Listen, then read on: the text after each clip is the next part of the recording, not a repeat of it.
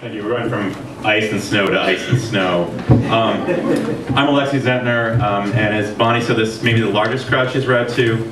Definitely the most good-looking crowd I've read to. And I know that the sooner I finish, the sooner you can go to the bar. But I do want to take a moment to thank the Center for Fiction and to say what a pleasure it is to read with my fellow Flaherty Dunnan First Novel Prize finalists.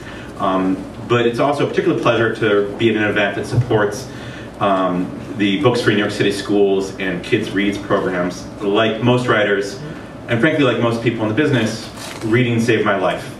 And we take for granted that books are available, and they're not available to all kids.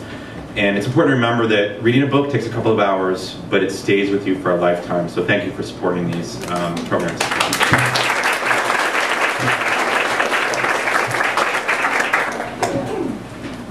Sundays before dinner, we usually went down to the river. That Sunday, however, my mother stayed in the house to finish her baking, so only my father came down with us, carrying his and Marie's skates slung over the hockey stick he rested on his shoulder. With the cold which had shattered the schoolhouse's glass thermometer the week before, even my father wore a scarf over his face to protect him. My mother had swaddled Marie and me with so many layers of clothing that we had trouble with the steps. Still, the cold seeped through the layers like water, and we were eager to skate and warm ourselves a little.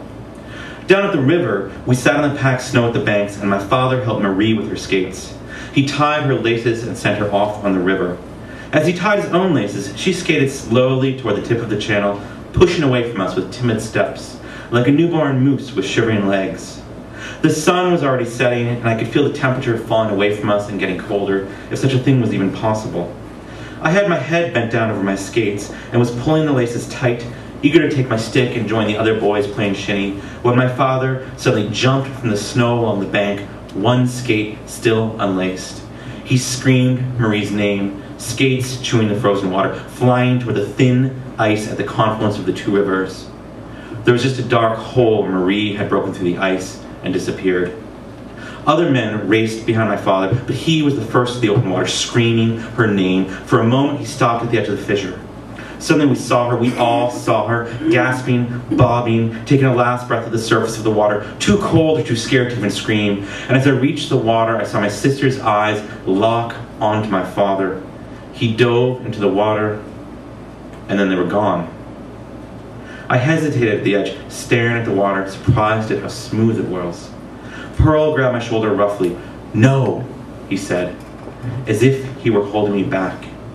And I realized that I had not even thought of following my father in. The black water in the hole that Marie's fall had opened up started icing, even as Pearl held onto my arm.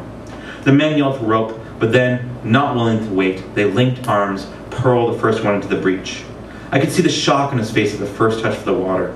It was a minute at most before the men hauled him back from the water, the skin on his hands gone white from the cold. He could not stand when they took him out, his legs shaking uselessly beneath him. The sun seemed to have fallen from the sky, pulling the temperature down with it. In the dark, I could barely see the hole in the ice freezing back over, like a mouth that had briefly yawned open and was now closing again. Even though it was too late, another man and then another went into the river, reaching beneath the water to feel for my father and Marie. As the last man was pulled from the water, the ice almost sealed shut around his legs, as if the river wanted one more. It was Father Earl who brought my mother down to the river, and she found me sitting around the bonfire on the bank, near the men with the blue chattering lips. Boiling sap and a burning pine log popped, setting up a shower of sparks. A few embers floated out over the river before dying in the night. Later, there were other wives and mothers, quiet murmurs. Pearl sitting beside me, changed into dry clothes but crying.